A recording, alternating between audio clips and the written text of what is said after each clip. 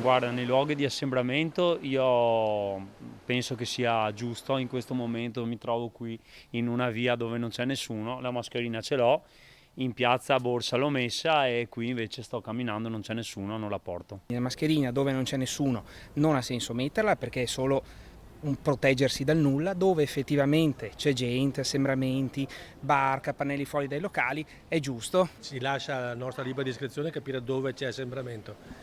Per cui quante persone fanno assembramento davanti a un bar, davanti a un negozio? Non si capisce. Secondo me è utile, era necessaria per evitare di nuovo di avere un lockdown nei prossimi mesi. Vedo in giro per i locali tante volte la mascherina non viene usata. Io penso sia una buona prevenzione, perché i giovani tante volte non si rendono conto, ma come anche le persone più adulte, che siamo continuamente a rischio, quindi si tratta di salute, è bene stare attenti, insomma. Ma è giusto, io la porto dalla mattina alla sera col lavoro che abbiamo, per cui lo trovo giusto. C'è stato troppo, sono stati troppo lasciati liberi, mi sembra. Non è solo colpa dei giovani, No, però perché se le discoteche le hanno aperte è perché ci vanno tutti.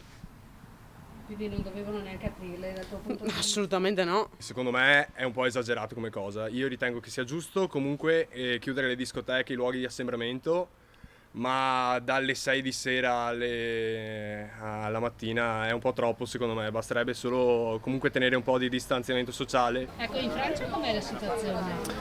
È abbastanza male perché i casi di continuazione tornano alti e quindi siamo un po' preoccupati, però rispettiamo le stesse regole che in Italia. Ho la mascherina, sono a posto, 1 metro dalla moglie che va benissimo, anche 2 metri che va ancora meglio.